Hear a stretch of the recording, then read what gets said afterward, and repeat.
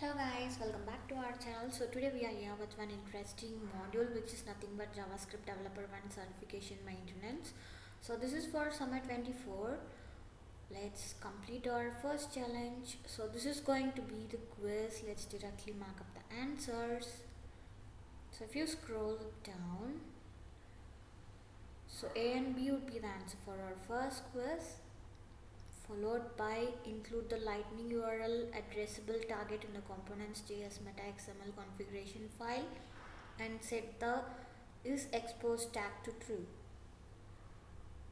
followed by to support future product innovations, followed by A and B, and followed by an optimization resulted in a change to how static nodes are rendered in DOM.